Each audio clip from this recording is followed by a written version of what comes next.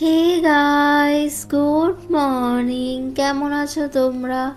সকাল সকাল ঘুম থেকে উঠে গেছি। আর আজকে যেহেতু সানডে আছে, তো কোনো তাড়াহুড়ো নেই, কিচ্ছু নেই, ধীরে সুস্থে সমস্ত কাজ করতে পারবো। আর সত্যি বলতে সারা সপ্তাহে রবিবারটার জন্যই অপেক্ষা করে থাকি। যদিও বা রবিবার আমার কোনো ছুটি নেই, আমার আরও বেশি কাজ আছে, কিন্তু তাহলেও রবিবার দিন আমি আমার সমস্ত কাজ কমপ্লিট করতে পারি, এটাই আমার ভালো লাগে। যাই হোক, আর সমস্ত কিছু ধীরে সুস্থে করতে পারি, এটাই আর কি।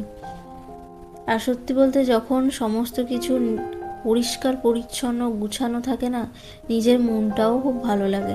আর যখন সব কিছু অগুছালো হয়ে পড়ে থাকে, তখন নিজের মনটাও কোথাও না কোথাও বিরক্ত লাগে, ভালো লাগে না।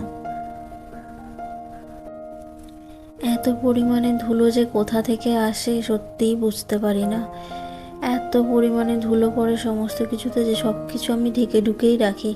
এমনকি আমি টিভিটাকেও ঢেকেই রেখেছি, কারণ টিভি এখন আর সত্যি দেখা হয় না। আর নিচে বাবা মায়ের ঘরে একটা টিভি আছে, ওটাতেই সন্ধ্যেবেলা চা খাওয়ার টাইমে ওরা দেখে, সাথে আমরাও একটু দেখি। তো ওই জন্যই টিভিও আর দেখা হয় না। মাঝে মাঝে পেন ড্রাইভে করে মুভি নিয়ে দেখতাম আগে, এখন আর ভালো লাগে না মুভি দেখতে। আমি একটুখানি রোম্যান্টিক শান্তশিষ্ট মুভি দেখতে পছন্দ করি, আমার বর সেগুলো দেখে না, তো ওই জন্য আর মুভি দেখাও হয় না।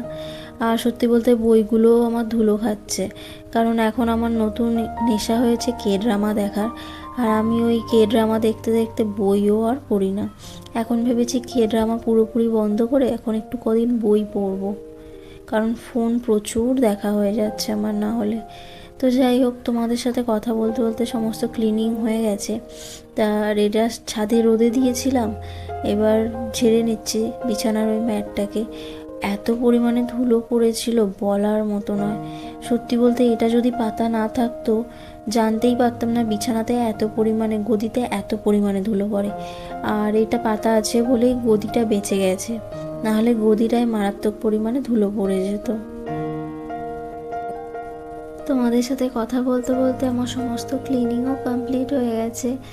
আর এটাকেও আমি রোদে দিয়েছিলাম, তো রোদে দিয়ে কিছুক্ষণ পর ঝেড়ে নিলে না প্রপার ধুলোটা বেরিয়ে যায়, পুরো ক্লিন হয়ে গেছে। এটাকে এবার বিছানায় পেতে দেব। আর কালকে যেহেতু বেডশিটটা চেঞ্জ করেছি, তো ভাবলাম আজকে আর চেঞ্জ করবো না, অন্য কোনো একদিন চেঞ্জ করে দেবো।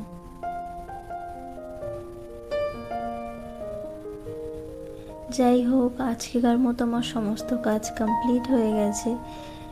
টাটা, বাই বাই, ভালো থাকবেন, সুস্থ থাকবেন।